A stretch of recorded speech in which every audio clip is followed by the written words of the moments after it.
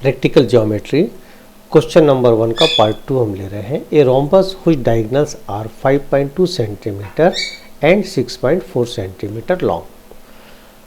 देखिए, इस प्रकार से कोई भी फिगर को ड्रॉ करने से पहले हमें एक रफ फिगर बना लेना चाहिए। रफ फिगर बनाने से हमें समझने में आसानी होती है और उसके बाद हम पिक्चर को ड्रॉ कर सकते हैं। तो कैसे, देखिए, पहले हम यहाँ पे लिख लेते हैं कि rough sketch of this rhombus. ये रफ स्केच हमने बनाया और जैसा कि क्वेश्चन में दिया हुआ है 5.2 सेंटीमीटर है और एक डायगोनल 6.4 सेंटीमीटर है। तो ये देखिए AC और यहाँ पर BD, अगर इसका इंटरसेक्टिंग पॉइंट हम O मान लेते हैं तो ये जो AC है 5.2 सेंटीमीटर और BD है 6.4 सेंटीमीटर। क्योंकि बड़ा दिख रहा है इसलिए हमने ऐसा लिया है। ये रफ स्केच हमने बनाया है। अब इसकी सहायता से हमें बनानी है कि एक्चुअल फिगर जो हमें ड्रॉ करना है। तो रोम्बस की कुछ अपनी प्रॉपर्टी होती है। यहाँ पर दो डायगोनल दिया हुआ है, इस डायगोनल की सहायता से हमें रोम्बस बनाना है।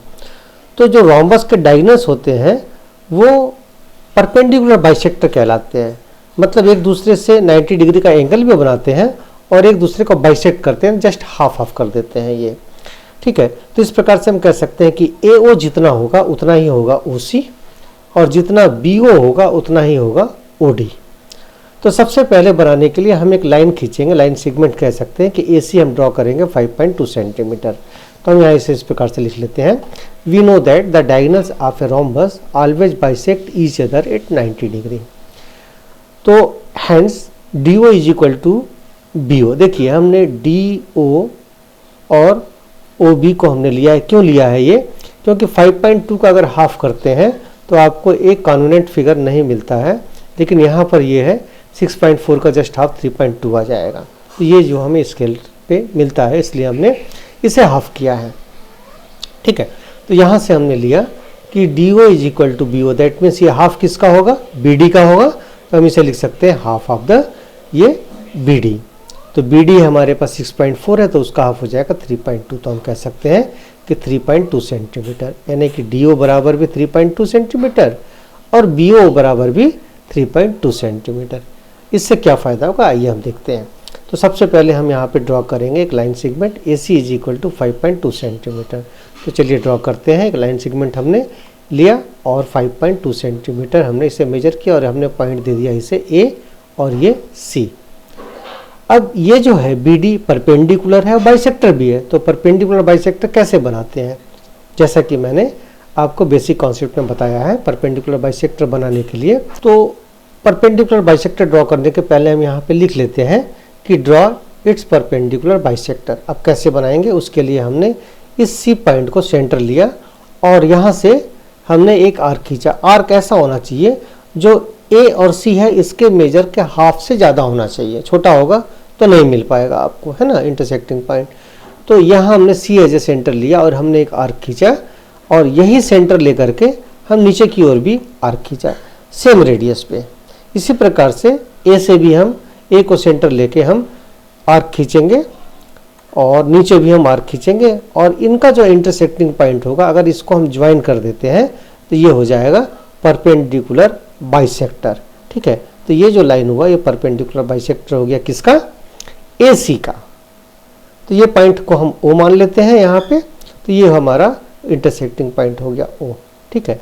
अब लिखते हैं कि let its intersect the line segment AC at point O पे इसने इंटरसेक्ट किया है। अभी हमारा फिगर नहीं बना।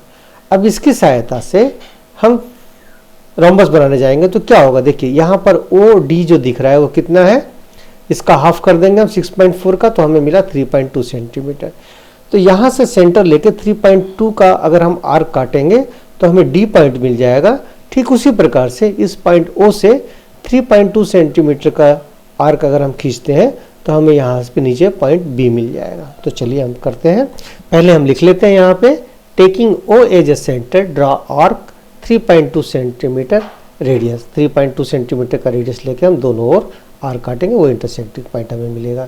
तो उससे हमें जो रिजल्ट मिलेगा, intersect the perpendicular bisector at point B and D। अगर यहाँ से हम रेडियस लेते हैं पहला 3.2 सेंटीमीटर का, तो यहाँ पर जो आर्क काटेगा ये 3.2 सेंटीमीटर का रेडियस लेके हम ड्रॉ कर रहे हैं।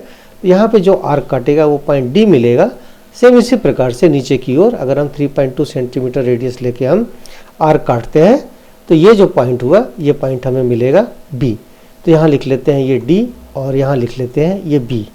तो हमारे पास चारों पॉइंट हो गए ए बी सी डी। अब इसे हमें सिर्फ जोड़ना है ना। तो पहले अगर हम चाहें तो इस डायगोनल को जोड़ लें, बी डी को जोड़ लें, उसके बाद हम ये सबको एक एक करके जोड़ सकते हैं। तो यहाँ हम लिख लेते हैं कि ज्वाइन बी टू डी हम ज्वाइन करते हैं तो ये हमें लाइन मिल गया। तो ये दोनों डायगोनल हो गया, ए सी और बी डी डायगोनल हो गया। नेक्स्ट पॉइंट इसका है कि join point A and C to point B and D. A और सी को बी और डी से हमें ज्वाइन करना है, तो जिससे हमें एक फिगर मिलता हुआ दिख रहा है, ये एक रोम्बस। अगर इसको हम शेडेड कर दें इस प्रकार से तो अब ये कंप्लीट हमें रोम्बस दिख रहा है ए बी सी डी। तो फाइनली हम यहाँ पे लिख सकते हैं कि A B C D is required rhombus.